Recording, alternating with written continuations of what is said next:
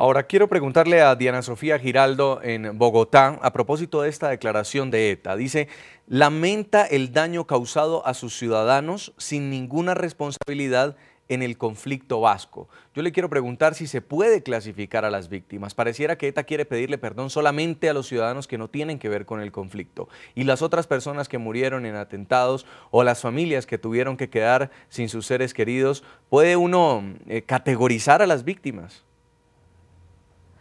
Es que no se puede caer en la trampa del lenguaje y definitivamente la ecuación de la lucha contra el terrorismo ha cambiado a nivel internacional. O es que hay ciudadanos, los ciudadanos que caen inocentes y los policías y soldados y un policía años atado a una cadena es culpable. ¿Culpable de qué? Entonces yo creo que no podemos caer en la trampa del lenguaje que nos han impuesto estos grupos a nivel internacional.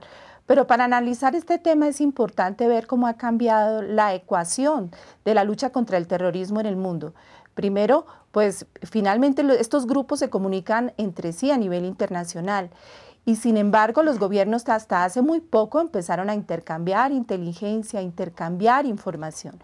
Segundo, en las últimas décadas, llevados por el ejemplo español, se visibilizó a las víctimas, se les dio un rostro, se les dio interlocución.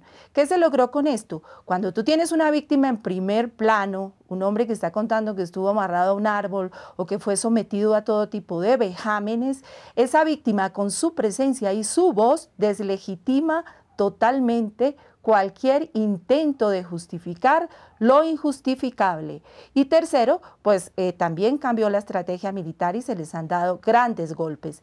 Entonces yo creo que el mundo cambió, la sociedad cambió y el discurso político de ellos está obsoleto. Sí, vamos a revisar justamente lo que pasó en Francia. El grupo terrorista ETA lamentó este lunes en París los daños ocasionados a las víctimas de los atentados que no tenían ninguna responsabilidad en el conflicto. La misiva fue leída por el ex jefe militar de la ETA, Garikoitz Azpiazu, y se refería especialmente a una familia que fue secuestrada por la organización terrorista en 2007, un crimen por el que él y otros 9 etarras más podrían purgar una pena de hasta 30 años en Francia. En un hecho sin precedentes, Garikoitz Azpiazu, alias Cherokee, ex jefe militar de la ETA, expresó el pesar del grupo delincuencial por las acciones criminales cometidas en contra de la población civil. La organización ETA quiere decir a estos ciudadanos de Orio que lamenta el daño que les ha podido causar. Estas palabras se pueden extender hasta todos los ciudadanos que, como ellos, sin ninguna responsabilidad en este conflicto, han sufrido un daño a causa de la actividad de ETA. Estas declaraciones se dan en medio del juicio que la justicia francesa adelanta en contra de los terroristas etarras por el secuestro de una familia en el año 2007 en la región de Landas, en el sur de Francia, para robarles un camión que sería usado como coche bomba en un atentado en Oropesa del Mar, en España.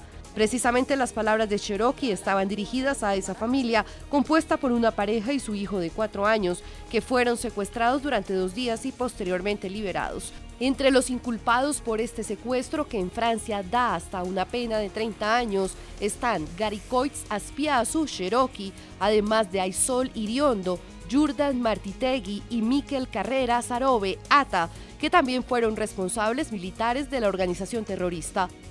Los otros 6 acusados son Ogian Barandaya Goñi, Alex Aramendi, Ander Mújica Andonegui, Luis Ignacio Iruritagoyena Lanz, Aitsol Exaburu e Itziar Plaza Fernández. Además de arrepentimiento y de una invitación al diálogo, ETA manifestó su voluntad a hablar sobre las víctimas, que hasta el año 2010 sumaron 829, según la Fundación de Víctimas de Terrorismo en España. Además, ETA ha expresado su disposición a hablar de las víctimas y de las personas que han sufrido un daño a causa de la confrontación. Este anuncio de la organización criminal fue interpretado por el gobierno español como un medio de propaganda para el acto de constitución de Sortu el próximo sábado. No nos sorprenden las declaraciones de Cherokee. Lo único que esperamos de ETA es su disolución incondicional, que entreguen las armas y se disuelvan. En España, señor Pedro Medellín, sobre este pedido de perdón de los jefes etarras que están siendo juzgados en París, justamente fue ante el juez que los podría condenar por este acto de secuestro, que empezaron a pedir perdón a sus víctimas. Lo hicieron en medio de un proceso judicial, no en medio de un proceso de paz. Y empiezan a hablar de negociación y de desarme ya capturados y en medio de una acusación formal de la Fiscalía. Esto cambia el panorama sobre la forma de enfrentar a un grupo terrorista.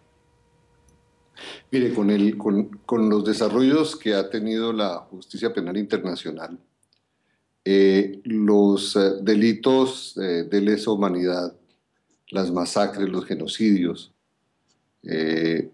esos actos no son actos ni son indultables, ni son amnistiables y tampoco prescriben, ¿no? En ese escenario, la Justicia Penal Internacional ha jugado un papel muy importante en la medida en que desde que se estableció y los países han suscrito los acuerdos distintos en el Tratado de Roma, pues se han establecido unos puntos muy importantes en la resolución de este tipo de conflictos. Hay delitos que son delitos propios del conflicto, pero hay delitos en los cuales población civil que no es combatiente, que se llama población protegida, esa población, afectar esa población tiene unas implicaciones y que cualquier organización tiene que asumirla, incluso si se trata de fuerzas del Estado igual tienen que asumirlas. Entonces, ya no estamos en una condición en la cual en una mesa de negociación se va a acordar una amnistía, no. El hecho de reconocer la existencia de las víctimas, el papel que juegan, la necesidad de reparación, de justicia y de verdad que tiene que haber, marca un derrotero muy distinto. Y estos procesos de negociación hacia la paz tienen un componente muy importante de justicia. Y es un componente de justicia en el cual también las sociedades tienen que hacer un acuerdo de cuánta justicia sacrifican para que haya paz, pero cuánta paz sacrifican para que haya justicia. Estos procesos no pueden ser resolubles si hay amnistías o si hay indultos totales, no pueden ser. Ya la Justicia Penal Internacional no permite eso. Pueden en la mesa de negociación acordar el gobierno y las FARC, por ejemplo, el indulto, la amnistía, etcétera. Eso no tiene sentido porque la justicia internacional, y Colombia es un país que ha suscrito esos acuerdos, tiene que estarse sometido a esas reglas de juego. Entonces, hay un proceso de negociación, pero también tiene que haber un modelo de justicia con el cual los victimarios cumplan con las penas que se hacen merecedores por haber generado las víctimas que generaron. Quiero trasladarle esa pregunta al diputado Carlos Salvador. Usted como víctima de ETA, además que ha apoyado a todas las víctimas del terrorismo de los etarras, ¿cuánta justicia sacrificaría porque haya paz? Vamos a ver. En España el concepto de víctima del terrorismo se circunscribe a las familias de las personas asesinadas, secuestradas o bien heridas por algún atentado.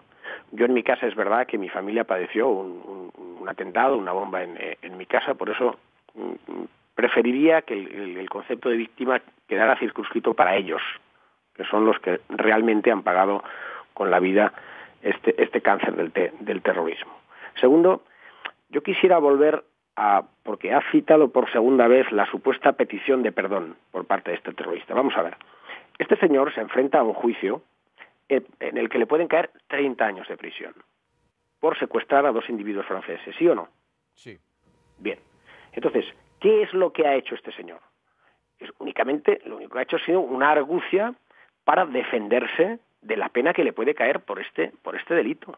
Y lo único que ha dicho es que lamenta, como si fuera un daño colateral, como si se hubieran visto implicados 2 ciudadanos inocentes, entre comillas, de que tuvieran que quitarles o mantenerles secuestrados porque iban a utilizar su coche precisamente para matar a alguien que no era inocente. Pero de pedir perdón, nada de nada. Yo no veo petición de perdón en ningún caso con las declaraciones que ha hecho este individuo.